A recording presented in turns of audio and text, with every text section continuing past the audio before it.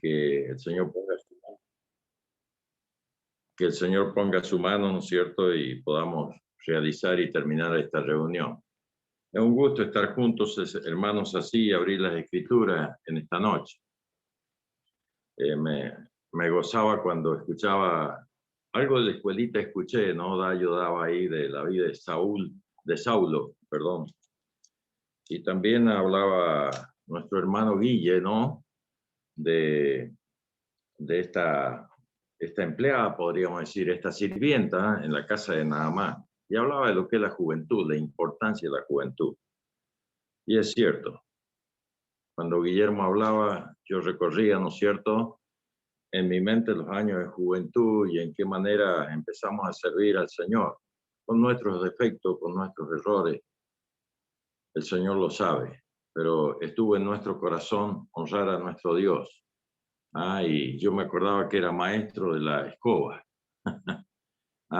No es que fuera el mejor, pero me gustaba ir a limpiar el salón, a limpiar los alrededores, cualquier tarea, ¿no es cierto?, que era en beneficio de la obra, me gustaba colaborar. Tenía eso en el corazón. Y así el Señor, ¿no es cierto?, va aprovechando estas cosas en nuestra juventud para luego ir agregando otras.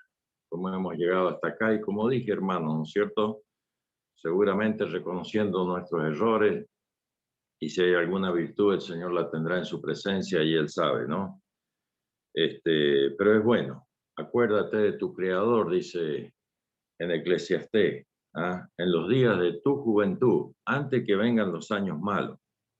Y ya diga, en ellos no tengo contentamiento. No quiere decir, ¿no es cierto?, una vida fracasada en la vida del Señor, sino que vienen los achaques, viene la decadencia, y uno se goza de mirar para atrás, ¿no?, y haber podido aprovechar en servir al Señor con la fuerza de nuestra juventud. Bueno, vayamos al libro de Jonás en esta noche. Venimos llevando algunas lecciones, no sé si ustedes se recuerdan, ¿no es cierto? La primera vez hablamos de la importancia de la palabra con este libro. Jonás, busque Jonás capítulo 1, está después de Amós, después de Abías, y allí viene Jonás, estos profetas chicos que juegan a la escondida, podríamos decir, ¿no es cierto? Pero lo encontramos y lo buscamos. Habíamos hablado en principio, ¿no es cierto?, de la importancia de la palabra de Dios. Vino palabra de Jehová a Jonás. Y hay un punto, ¿no es cierto?, o hay podríamos decir, podríamos separarlo, y dice, vino palabra de Jonás, de Jehová a Jonás, hijo de Amitai, diciendo. Y bueno, hay dos puntos y después sigue. Siempre que el Señor, ¿no es cierto?, habla a nuestro corazón, ya sea como en esta noche, como en esta tarde, como el Señor ha hablado y que sea palabra por el Espíritu dada, ¿no es cierto?, el Señor nos está diciendo algo, hermanos. Y es bueno prestar atención, ¿no es cierto?, y principalmente cuando el Señor nos está dando una orden, como en este caso, levántate y vaya a tal lugar, como cuando el Señor, ¿no es cierto?, nos está advirtiendo de alguna cosa que no conviene para nuestra vida, cuando el Señor nos está tirando la oreja, hermanos, por causa de algún pecado que hemos cometido. Y esto merece responsabilidad nuestra, ¿no es cierto?, en el arrepentimiento. Bueno, aquí tenemos la palabra de Dios. Después pasé un poquito adelante y hablamos de algo de la oración de Jonás, ¿no? Había hecho, creo, esto un miércoles. Pero en esta noche volvemos a Jonás. Quiero hacer un anticipo, ¿no es cierto?, antes de leer el versículo 3. Jonás significa paloma. En Segunda Reyes 14:25 ya se nos menciona, ¿no es cierto?, este personaje. Allí dice que fue Jonás vivía en Gat-Efer, a 3 kilómetros al norte de Nazaret. Nazaret lo podemos recordar mejor que Gat-Efer, ¿no es cierto?, porque Nazaret era una ciudad donde el Señor frecuentó. Y este hombre dice que dio una profecía. Estuvo, ¿no es cierto?, su cumplimiento durante el reinado de Jeroboam II, ¿no? La profecía de Jonás se cumplió allí. El libro está escrito prácticamente en 3 personas, hermano. él, su y suyo. Eso es lo que lo caracteriza al libro. Su padre era Amitai, dice, ¿no? Fiel a Dios. Esto nos da un trasfondo, ¿no es cierto? Que Jonás ya traía un trasfondo en su vida espiritual, un trasfondo de profeta. 4 cosas interesantes de este gran hombre. Primero, ¿no es cierto?, llamado para ser un testigo de Dios a los gentiles. Jonás fue un profeta llamado para ser testigo de Dios a los gentiles. Por más que quisiéramos decir, ¿no es cierto?, y por más que consideremos la desobediencia de Jonás y que está bien y no quitamos nada de esto, pero Jonás era el hombre escogido. Dios no lo cambió, ¿no es cierto?, por causa de su desobediencia. Así que Jonás fue un hombre escogido por Dios para los gentiles. Segunda cosa, dice que era receloso que el mensaje de gracia se extendiera a los gentiles. ¿Qué quiere decir esto, receloso? No quiere decir que era celoso, muy celoso por las cosas de Dios. Receloso quiere decir que él como judío le costaba entender, ¿no es cierto?, que Dios perdonara al pueblo judío, porque los judíos tenían esto en su corazón, ¿no? Que esto era solamente para ellos y que no podían participar otros. Cuando Pablo escribe a los Efesios capítulo 2, verso 14, dice que Dios, habiendo derribado la pared intermedia que había, dice, de ambos pueblos, y de ambos pueblos, judíos y gentiles, hizo uno solo. Y este es la iglesia, lo que hoy está reunido acá, lo que hoy está reunido alrededor del mundo, ¿no es cierto?, escuchando la palabra de Dios. Así que Jonás era un poco receloso de eso, le costaba entenderlo. Tercera cosa, Jonás fue un hombre echado al mar. ¿Qué quiere decir esto, hermanos? Echado al mar, al mundo gentil, y tragado por las naciones, dice allí tragado por un pez, pero fue tragado por las naciones, mas no asimilado por ellas.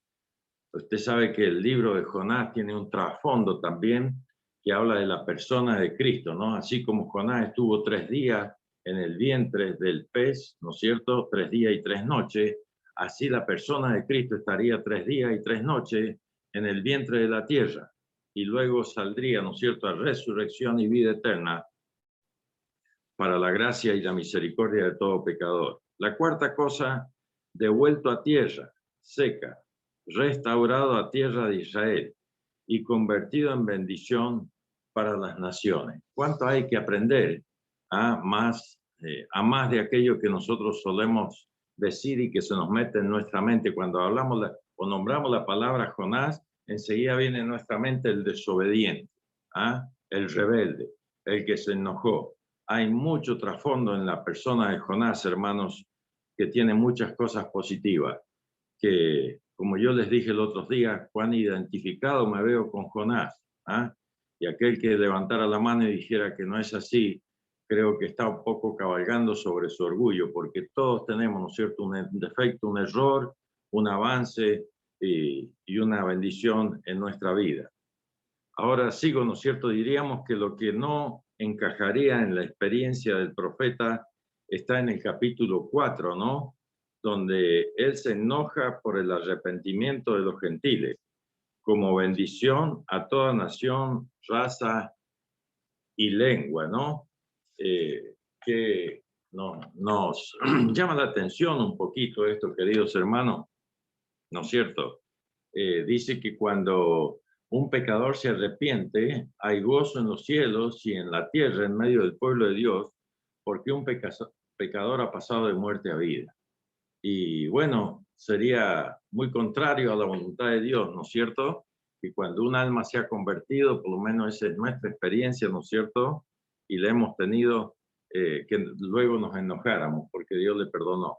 Eso sería también, ¿no es cierto?, ir en contra de la voluntad de Dios con nosotros. Él se ha alegrado en perdonarnos tantos defectos como tenemos nosotros. Su misión fue en tiempos difíciles, hermanos. No crean que Jonás, o no creamos que Jonás hizo lo que hizo, ¿no es cierto?, porque no tenía conocimiento de lo que estaba pasando en el tiempo. Nínive era capital de Asiria. En el imperio asirio estaba resurgiendo, el imperio asirio, perdón, estaba resurgiendo, ¿no es cierto? Y esto significaba una amenaza para el pueblo judío, el pueblo de Israel. Esta gente, ¿no es cierto?, salía en guerra a conquistar tierras, a matar y a traerse podríamos decir, el botín, ¿ah? Y no perdonaban a nadie. Y Jonás sabía que eso podía ser para el pueblo de Israel, ¿no? Una amenaza. Por eso Jonás no está dispuesto a llegarse allí, a más de que podamos juzgar, ¿no es cierto?, y decir, si Dios lo mandó, Dios lo va a cuidar. Y eso era así. Pero Jonás, como hombre, como yo, como usted, hermanos, ¿no es cierto?, en nuestra falencia puede ser que pase esto en nuestra vida. Él lo único que esperaba que Dios destruyese a esta gente. Es la experiencia nuestra, ¿no? Dice Dios que nosotros somos enviados en medio de impíos. Cuando usted lee San Mateo capítulo 10, verso 16, dice que el Señor nos ha mandado en medio de ¿qué? De lobos rapaces. No es fácil habitar en este mundo, hermanos, como cristianos. No es fácil batallar contra un mundo de pecado, de un sistema contrario al que nosotros tenemos. Nuestro principio en nuestra vida es totalmente, ¿no es cierto?, opuesto y no es fácil luchar en este mundo. Pero bueno, aquí el Señor nos ha puesto acá. El libro es escrito después de su regreso, hermano. La mayoría apunta con él mismo como autor. El autor de este libro, ¿no? Fue el mismo Jonás. La claridad y realidad de los hechos están expresados con verdad. Y como dice el dicho popular, ¿no? Jonás no esquivó a la jeringa. Si él lo ha escrito el libro, ¿no es cierto? Lo ha escrito tal cual fue el relato vivido. Jonás no esconde nada de su vida, ¿no es cierto?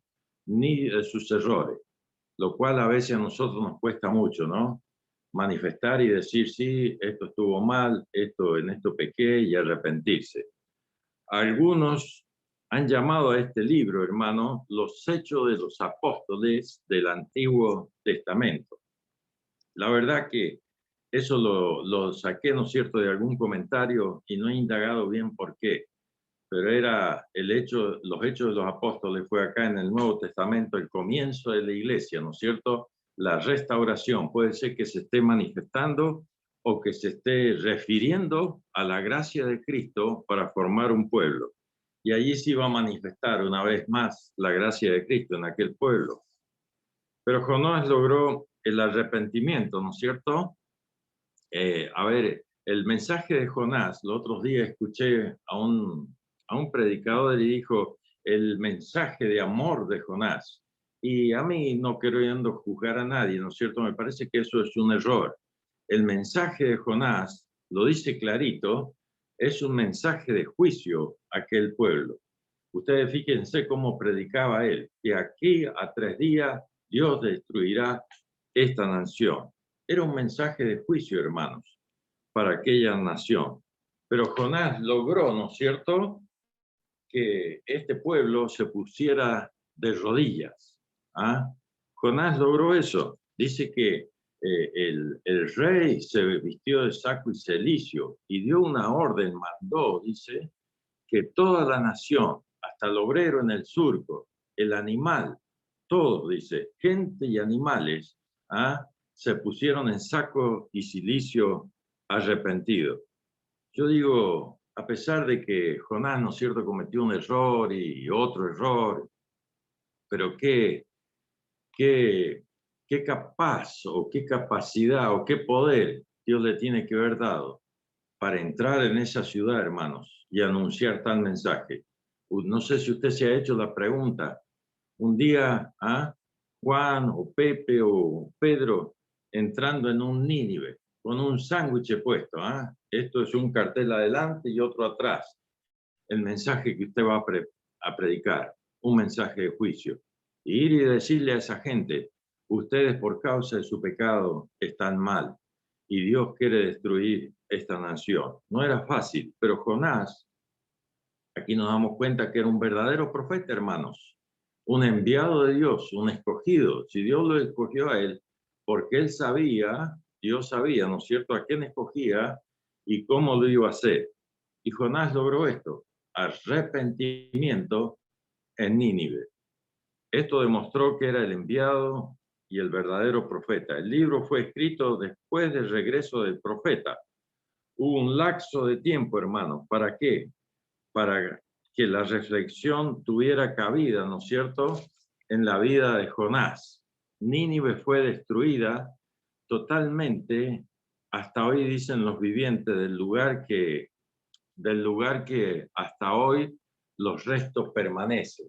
Dice algún comentarista, estaba leyendo ahí, hay varios comentarios, dice que, si mal no recuerdo, perdónenme, hermano, si erro, ¿no? Creo que Sennacherib era el rey de ese tiempo, y dice que había hecho unos palacios, había hecho un palacio en Nínive que le llamaba, creo, la delicia o algo así.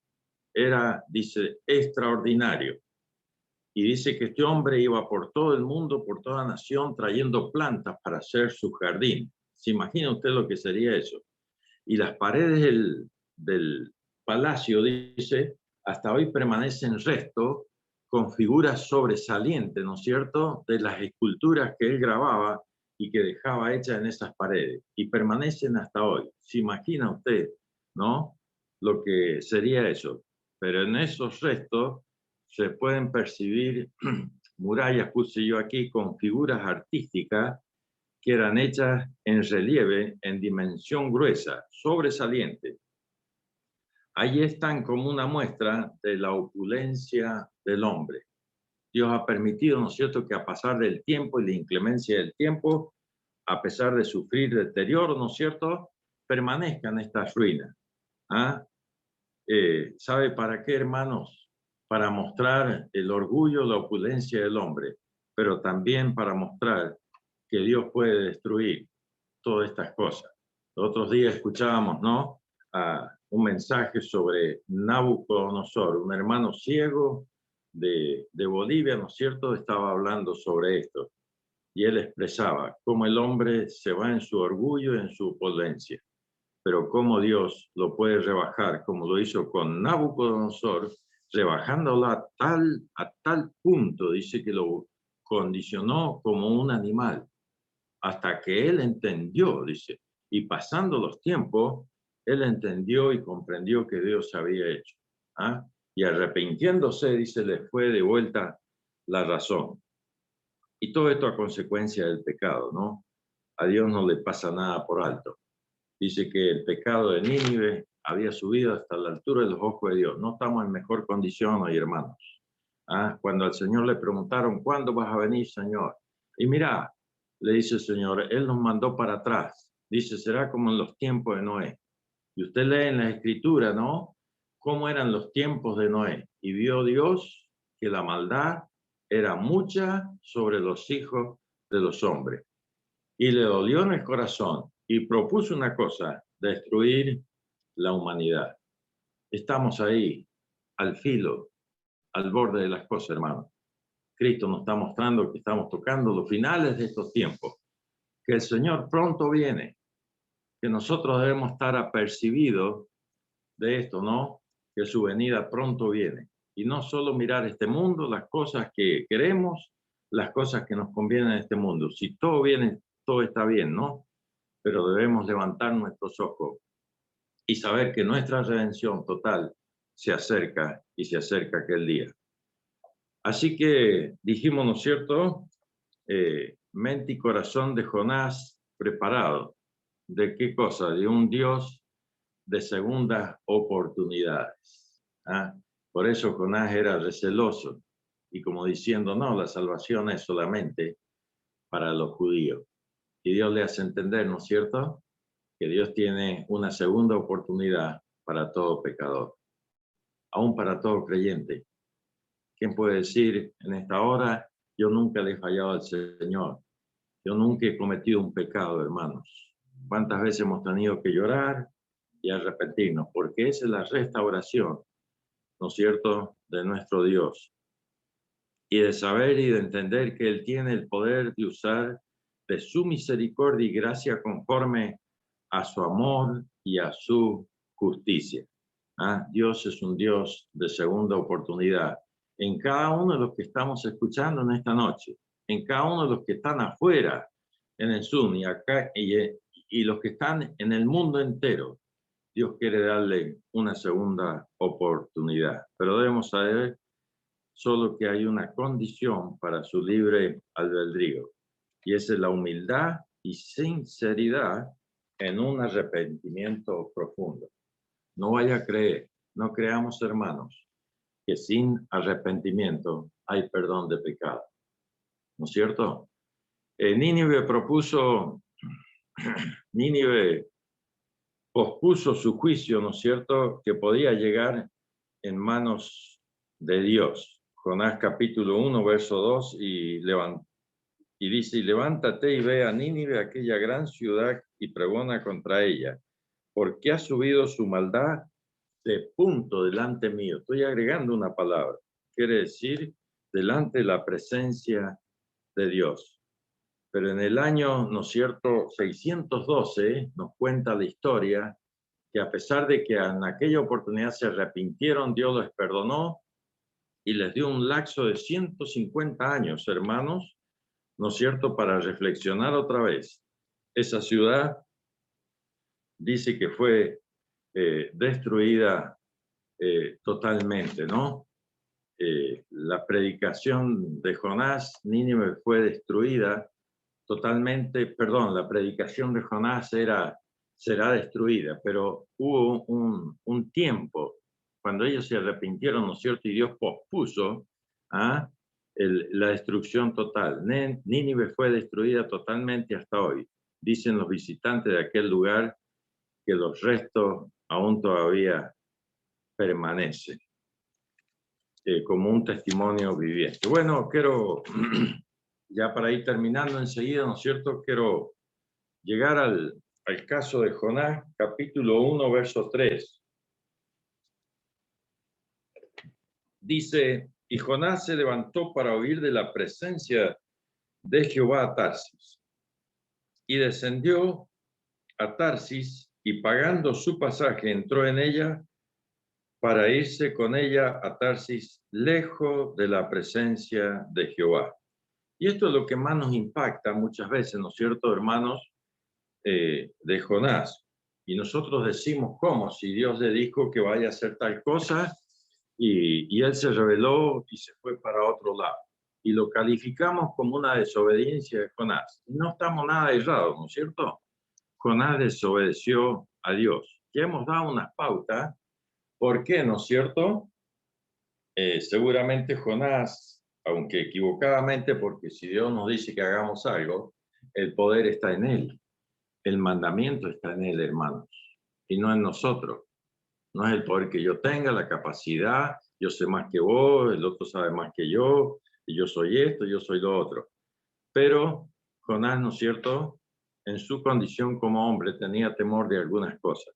Y aquí vemos la desobediencia. Ahora me dice la palabra, y Jonás se levantó para huir de la presencia de Jehová. Y quiero que prestemos atención en esta palabra que sigue. Y descendió a Jope. Y luego parece que las condiciones se le daban, que las puertas estaban abiertas. ¿Cuántas veces esto nos confunde? Mirá, me salió todo al dedillo. Parece que esto viene de Dios. Ojo, hermanos. Dice, y halló una nave que partía para Tarsis. Y pagando su pasaje entró en ella para irse con ellos a Tarsis, lejos de la presencia de Jehová. Cuando nosotros desobedecemos, ¿no es cierto?, y tomamos el camino opuesto a la voluntad de Dios, sepa una cosa, querido hermano, y la sé yo, nos estamos alejando de la voluntad de Dios, de la obediencia a Dios. Yo me tomé la molestia y no lo voy a tocar todos esos versículos porque va a ser mucho, ¿no es cierto? Pero me tomé la molestia de ver lo que es descender y lo que es subir. Son dos cosas opuestas, ¿no es cierto? O yo subo o yo bajo. No puedo hacer las dos cosas al mismo tiempo, ¿no es cierto? Cuando estoy subiendo, estoy subiendo. Y cuando estoy descendiendo, estoy descendiendo. Y aquí el descenso de Jonás, enseguida lo vamos a ver, como otros hombres que la palabra pone, ¿no es cierto?, su descenso, fueron en desfavor de esas vidas. Pero yo miraba la vida de Cristo, ¿no es cierto? Y Lucas, todos los evangelios tienen, pero Lucas capítulo 2, verso 4, Lucas 2, 42, Lucas 9, 28, Lucas 19, 10, Lucas 18, 31, Lucas 19, 28. Ustedes van a encontrar allí, ¿no es cierto?, que la persona de Cristo dice, y subió el Señor Jesús, subió a Jerusalén. ¿Para qué, hermanos? Para adorar junto con sus padres. Luego más abajo de uno de los versículos que he dicho, dice, subió a Jerusalén para poner su vida por nosotros. Enfrentó el hecho de la cruz. Dice, puso su rostro como un pedernal y subió allí. El Señor subió al monte a orar. El Señor subió a una barca. El Señor subió a tantas partes, hermanos, como lo caracteriza la Escritura. Bueno, a veces podemos estar haciendo lo mismo, ¿no es cierto?, en el sentido de estar subiendo en nuestra vida, honrando a Dios. Pero también me llama la atención que dice que el Señor descendió. Y esto me llamó la atención. ¿Para qué descendía Cristo? ¿Desciende Cristo a veces como descendemos nosotros? ¿O nosotros subimos en la vida espiritual o descendemos en decadencia, hermanos? O puede ser que lo hagamos como el Señor. Descendemos, ¿no es cierto?, en alguna cosa para ponernos al lado de un hermano, para predicar el Evangelio, para hacer alguna cosa positiva. Y encuentro en Lucas 2:51, en 4:31, 6:17, 9:37 y así muchas citas más, ¿no es cierto?, que el Señor descendía. Pero usted estúdielo, ¿no es cierto?, cuáles eran los descensos del Señor Jesús.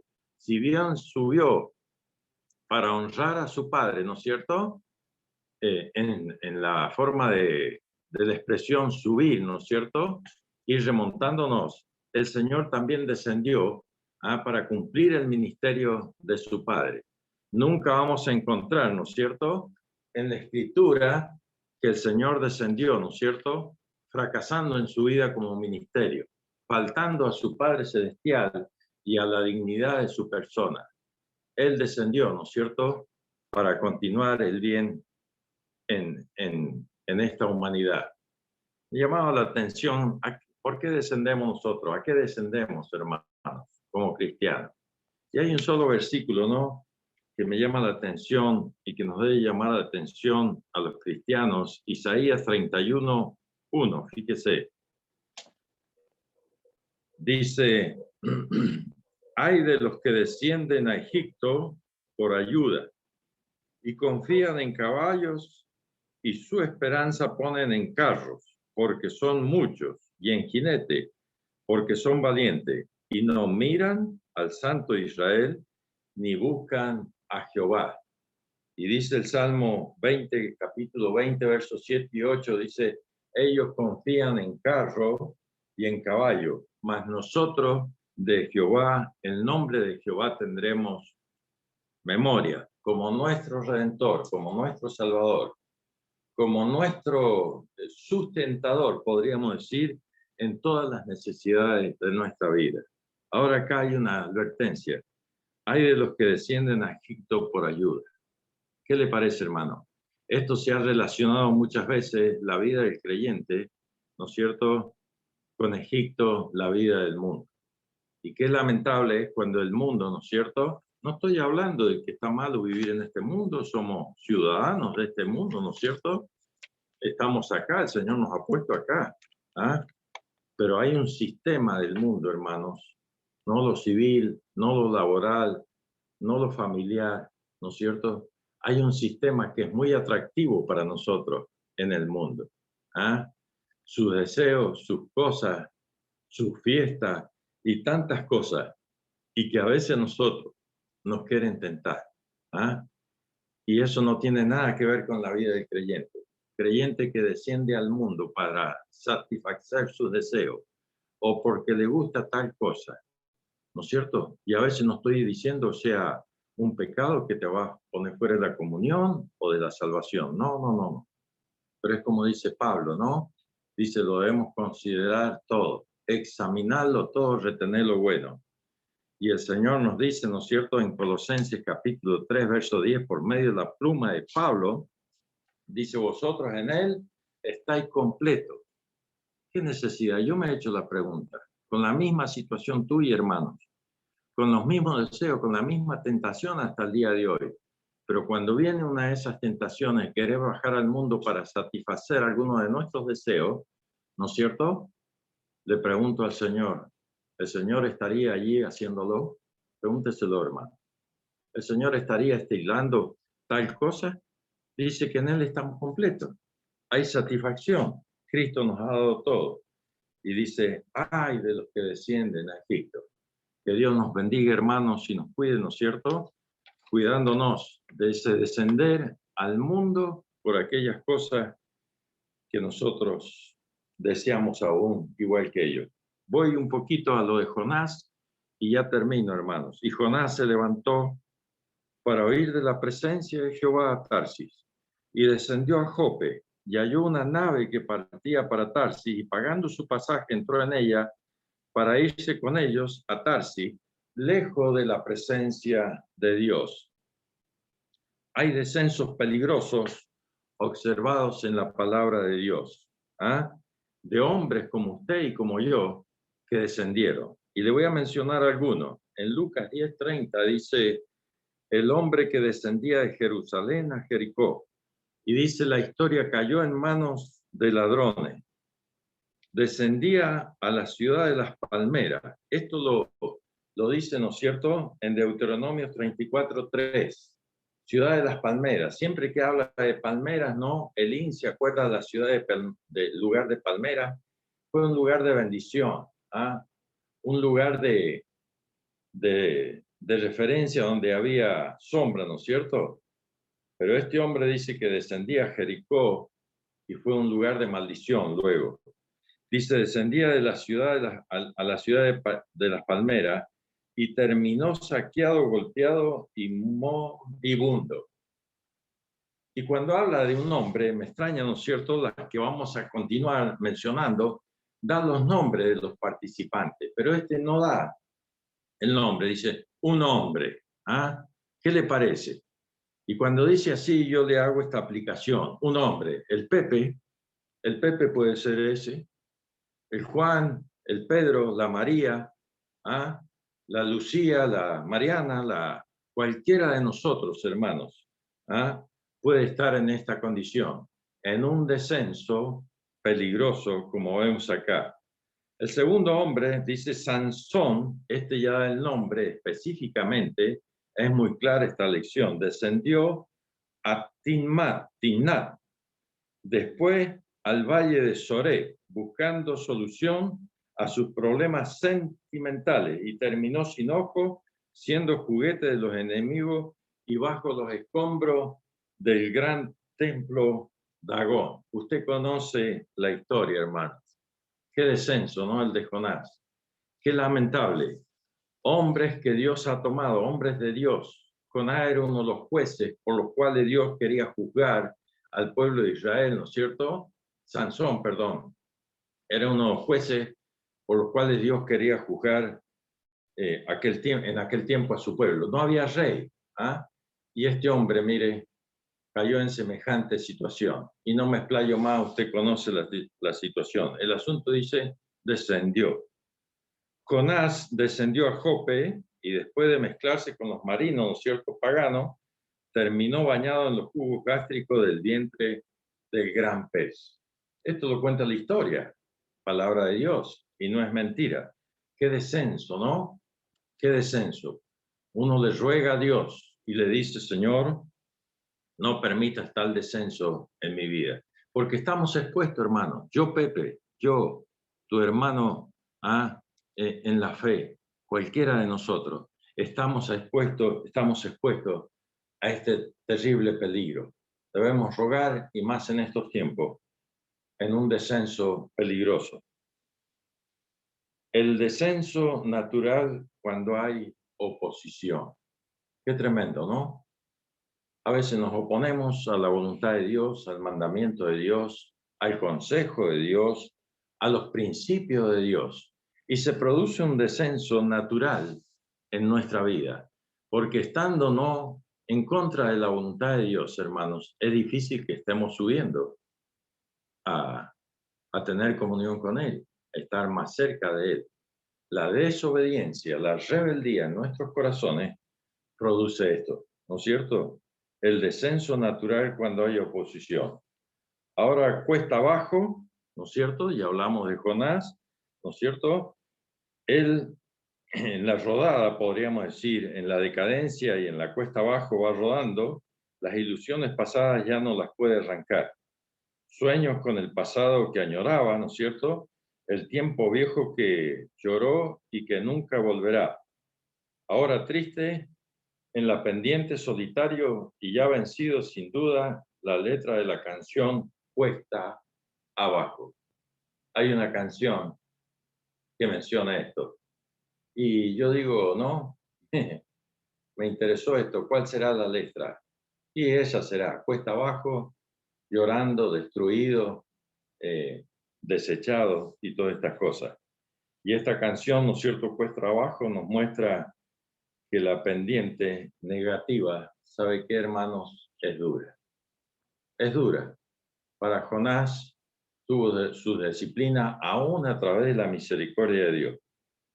Toda persistencia en desobedecer en la vida cristiana te lleva a recorrer el escabroso y escalonado camino del descenso.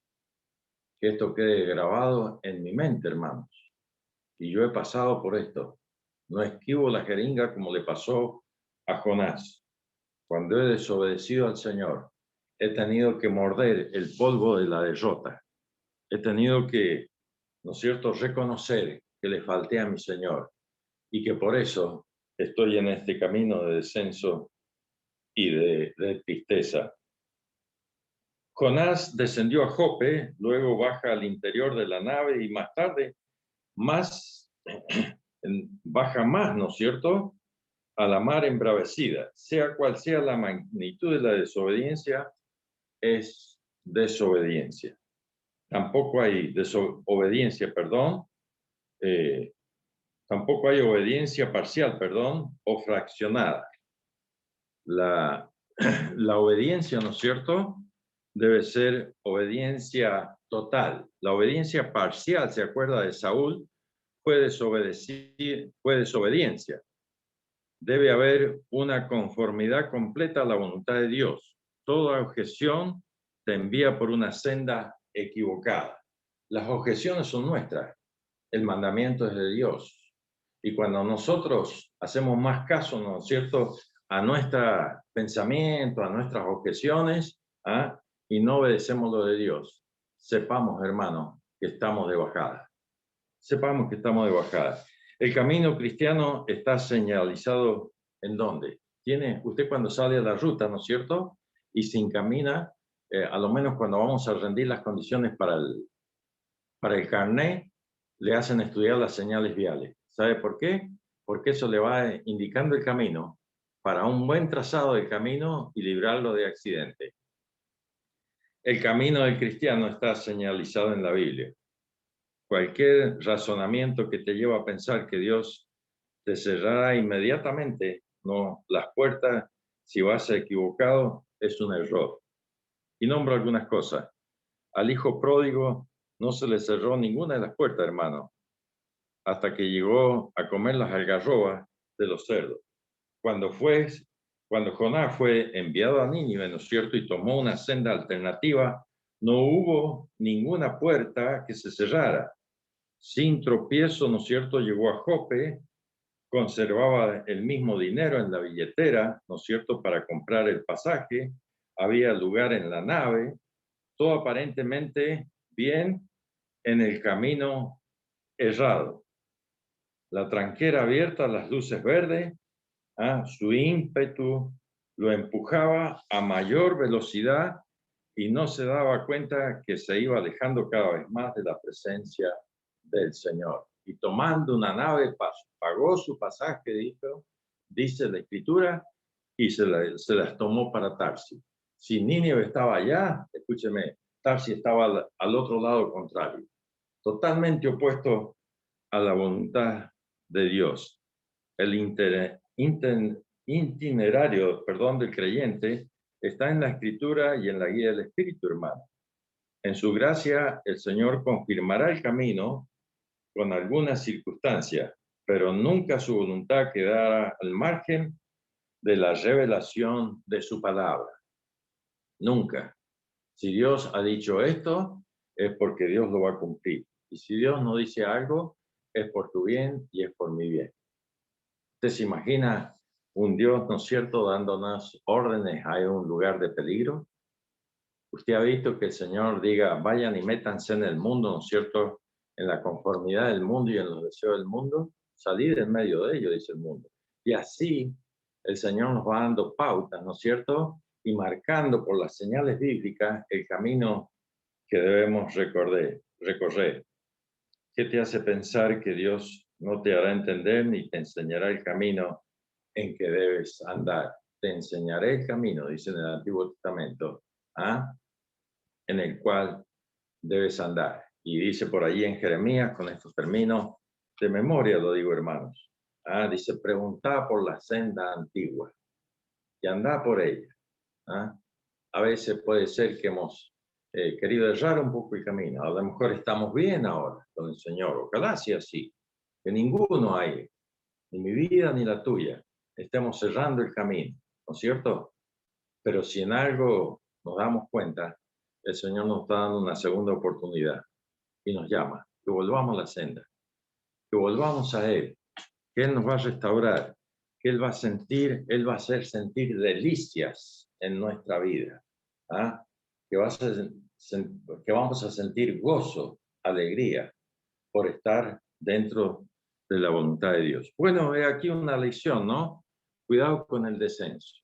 Los descensos en nuestra vida, ¿no es cierto?, pueden ser fatales en nuestra vida y traer perjuicios grandes. Pero Dios está dispuesto.